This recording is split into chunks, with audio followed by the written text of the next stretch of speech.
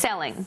But first, belief in your ability to succeed is even more important to career success than competence. A new report by Bain and Company reveals that while men become more confident as their career progresses, women's self-belief declines. It's called the confidence gap. Now, to discuss just how to build career confidence and foster it in others, we're joined today by communications expert Andrea Clark in Melbourne and John Raymond, principal of the Institute of Executive Coaching and Leadership. Thanks so much for joining us on the show today. John, I might start with you. Sure. So this is an issue for everyone, I'm sure. Absolutely. Why are women, though, more affected than men? Well, see, I would actually challenge that. Right. Yeah. I like that. And maybe that's because I'm a male. But I think one of the things that I see in my practice is that there are a lot of men who struggle with confidence, but they deal with it very differently. Where I think women tend to be more open about it. They tend to be able to talk about it more comfortably, maybe a little bit more emotionally intelligent.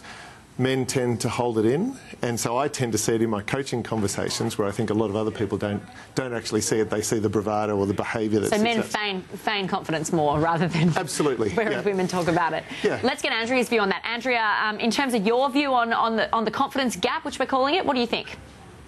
Oh, Ingrid, I actually think this is a crisis. I think that women around Australia are suffering from a confidence crisis. It's really crippling their ability to move forward and move up in a workforce. So I think this is such a fascinating topic, and I'm so glad we're chatting about it today.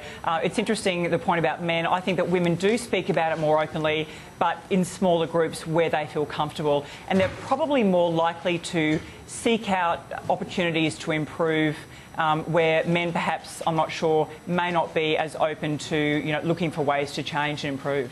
John, do you think if you can achieve career success even if you do lack confidence, if you're good at your job?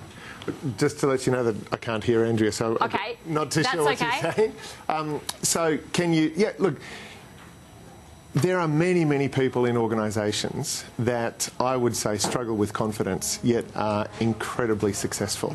And it's just a matter of the way that they apply themselves and kind of the keeping on type thing, like the ability just to keep on doing, where on the inside they actually might be feeling something completely different. Yeah, Andrea, I mean, in terms of that, what do you think of that?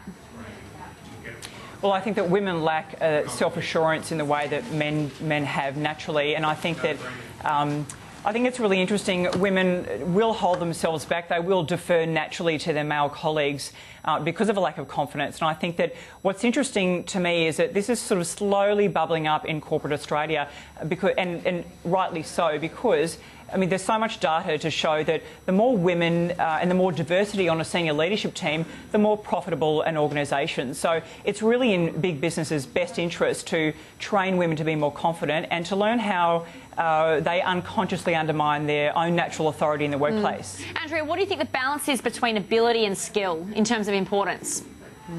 I think that confidence in ability and skill, I should say. Sure. Yeah. I think that confidence is absolutely as critical as competence. And once we have an understanding of what we're lacking, whether it's on the confidence side or on the competence side, we usually take steps to address it. So I think that it's a really even split, and where women are concerned, this is where the issue lies. It's mostly with confidence and not with competence. John, can you learn confidence? Can you learn how to build confidence in yourself? Yeah, absolutely. And I think there's a point that Andrea made, and I think it's one of the challenges that organisations are facing, is that we're kind of separating men and women here, and we even talk about it as a women's issue. And I think one of the things that I see very little of is how do men actually come into it. Like, it's not the fact that women are not confident. It's actually the relationship between men and women that actually creates that. So one of the things that I think is really critical in the way to build confidence are, what are the conversations that are being had? And I think women feel very comfortable with different conversations than what men do. And I think some of those conversations about, well, how you're feeling, what's going on, what are your challenges, are conversations that men don't feel comfortable having with each other, let alone with women, particularly strong women. And I think that starts to undermine the confidence. Andrea, do you have a comment on that? Absolutely.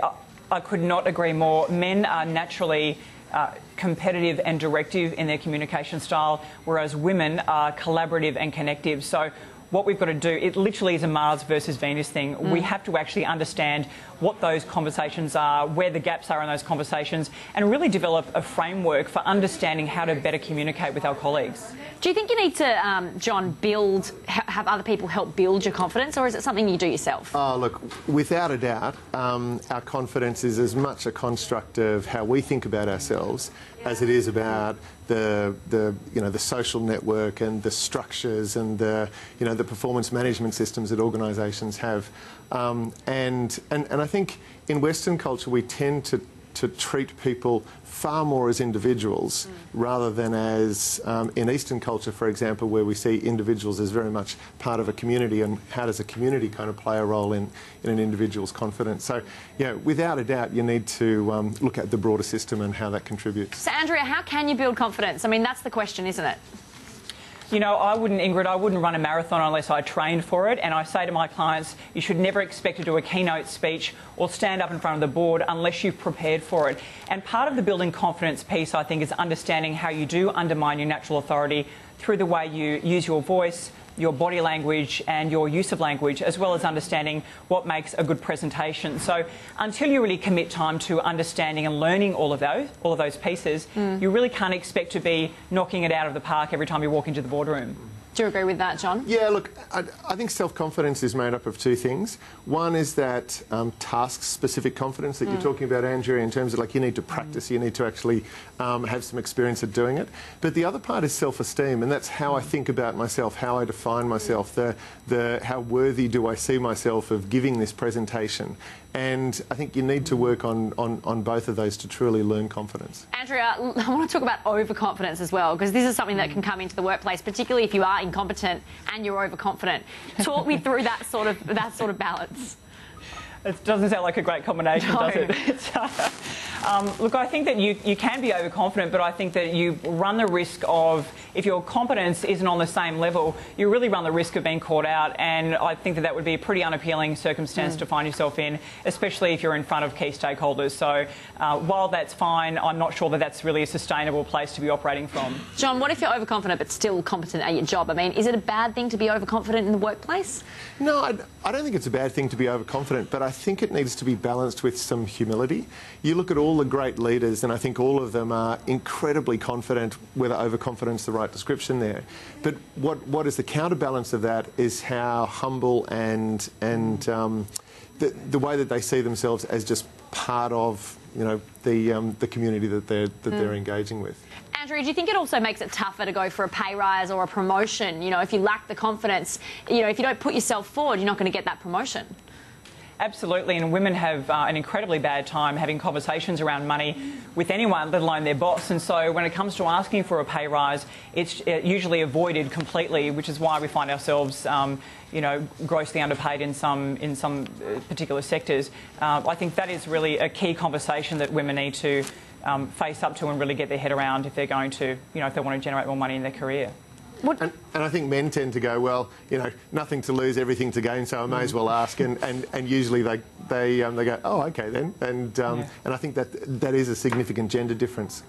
Yeah, and some of the consequences, Andrea, of a lack of confidence in the workplace. What are the sort of worst thing about it? What's the worst consequence?